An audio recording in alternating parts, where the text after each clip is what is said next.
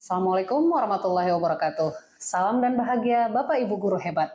Perkenalkan, saya Ibu Seri Amalia, guru biologi di SMA Negeri 1 Krung Baronajaya, Kabupaten Aceh Besar, Provinsi Aceh. Bapak Ibu guru hebat, kurikulum Merdeka dengan esensi utamanya adalah merdeka belajar, memberikan kesempatan kepada kita guru untuk merancang dan melaksanakan proses pembelajaran sesuai dengan tingkat kemampuan peserta didik kita. Peserta didik kita adalah pribadi-pribadi yang beragam, bakat minat, gaya belajar, dan kesiapan belajar mereka tidaklah sama. Sebagai seorang guru yang sadar akan hal ini, tentunya kita akan memberikan sumber belajar, proses pembelajaran, serta dukungan yang sesuai dengan tingkat kemampuan mereka.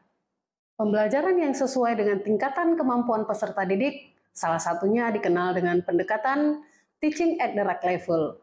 Pendekatan ini memungkinkan guru untuk mengorientasi peserta didik melakukan pembelajaran sesuai dengan tingkatan kemampuan mereka. Hal ini sejalan dengan dasar pendidikan menurut Ki Hajar Dewantara yang merupakan dasar daripada spirit merdeka belajar, bahwa pendidikan itu haruslah menuntun segala kodrat yang ada pada peserta didik, baik kodrat alam maupun kodrat zamannya. Bapak Ibu guru hebat, pendidikan tidak hanya meningkatkan kompetensi peserta didik kita pada konsep bidang ilmu, namun harus mampu menghantarkan mereka menjadi pribadi-pribadi yang berkarakter dan berbudaya sesuai dengan budaya bangsanya.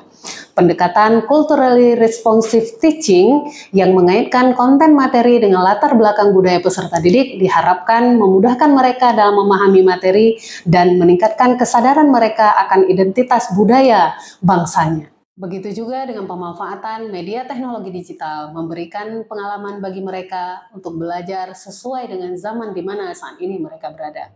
Bapak Ibu guru hebat, pada video kali ini saya akan berbagi praktik baik yang telah saya laksanakan di SMA Negeri 1 Krung Baronajaya, yaitu penerapan pendekatan teaching at the right level dan pendekatan culturally responsive teaching pada materi transfer melalui membran untuk memotivasi dan juga meningkatkan hasil belajar peserta didik. Situasi awal yang menjadi latar belakang praktik baik ini adalah pembelajaran yang seragam baik dari sisi sumber belajar yang digunakan maupun proses pembelajaran yang selama ini dilaksanakan di kelas tidak memenuhi tingkatan kemampuan peserta didik yang berbeda-beda. Penyajian konten materi pelajaran masih belum dikaitkan dengan latar belakang budaya peserta didik yang mereka jumpai di lingkungan mereka, sehingga pembelajaran dirasakan masih kurang kebermaknaannya. Situasi lainnya adalah peserta didik cenderung memanfaatkan teknologi, khususnya gadget, untuk mengakses informasi yang bersifat hiburan, bukan untuk pembelajaran. Tantangan-tantangan yang saya hadapi dalam pelaksanaan praktik baik ini adalah saat menyusun soal untuk asesmen diagnostik kognitif sebagai dasar dalam memetakan tingkat kemampuan peserta didik. Berikutnya, saat merancang RPP, di mana proses pembelajaran juga disesuaikan dengan tingkatan kemampuan peserta didik yang berbeda-beda. Begitu juga saat merancang LKPD yang disesuaikan juga dengan tingkatan kemampuan peserta didik serta mengaitkan konten materi dengan latar belakang budaya peserta didik. Saat menyiapkan media pembelajaran yang beragam, untuk mengakomodir gaya belajar dan juga minat peserta didik yang berbeda-beda. Yang terakhir, tantangan yang saya hadapi adalah kemampuan digital peserta didik yang tidak sama.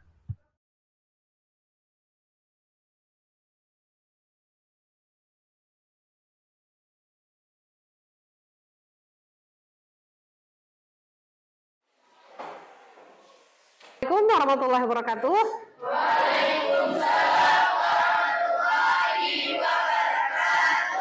Bagaimana kabar anak-anak ibu semuanya hari ini? Oke, untuk memulai pembelajaran kita pada pagi hari ini, kita mintakan salah satu untuk memimpin doa. Silakan Faras.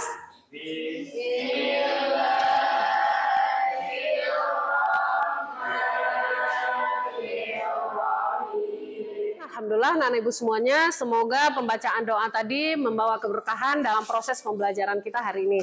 Sebelumnya ibu akan mengecek kehadiran kalian semua. Pada pertemuan sebelumnya kita sudah mempelajari tentang sel. Oke ya, kita telah mempelajari tentang sel. Nah, sekarang pertanyaannya, siapa yang bisa memberikan informasi kepada ibu mengapa sel itu dapat terus berinteraksi dengan sel yang lainnya ataupun dengan lingkungan di mana sel itu berada?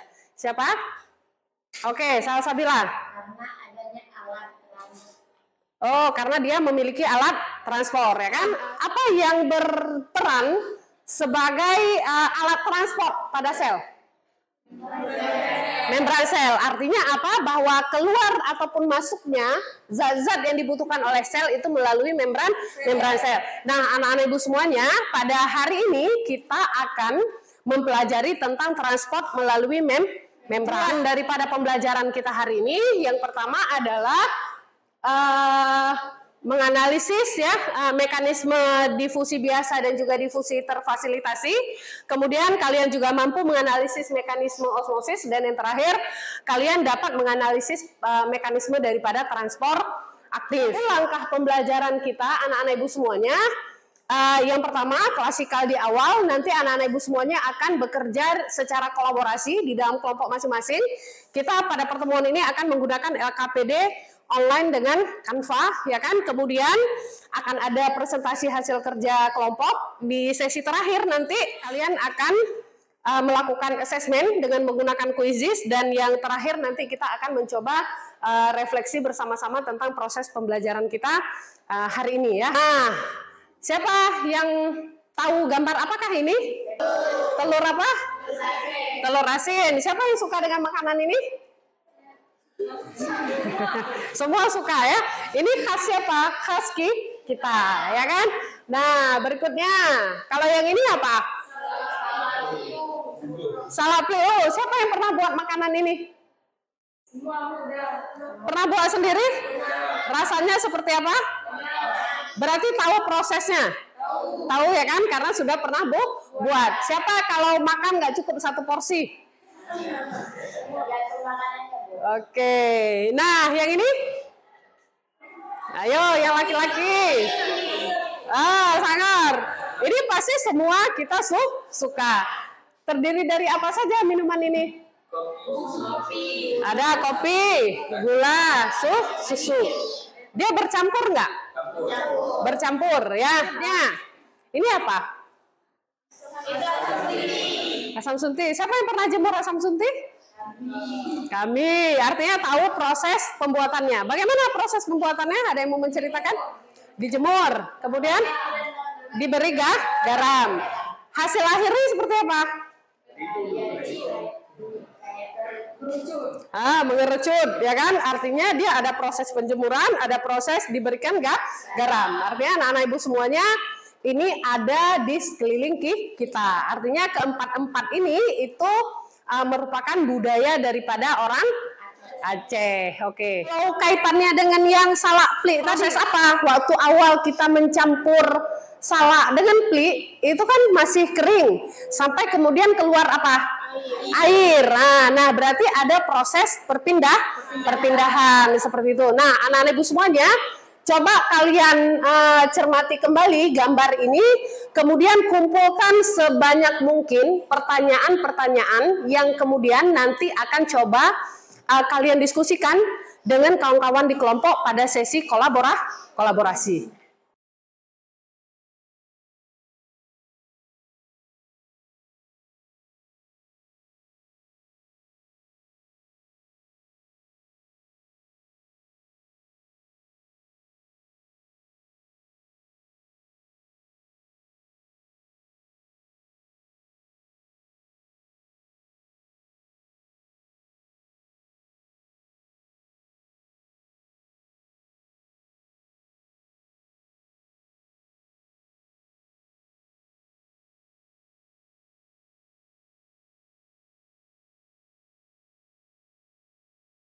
Tutup pertemuan kita hari ini dengan bacaan hamdalah. Alhamdulillahirabbil alamin. Lebih dan kurang ibu mohon maaf. Jika ada salah silap ibu juga mohon maaf. Wabillahi taufiq wal hidayah.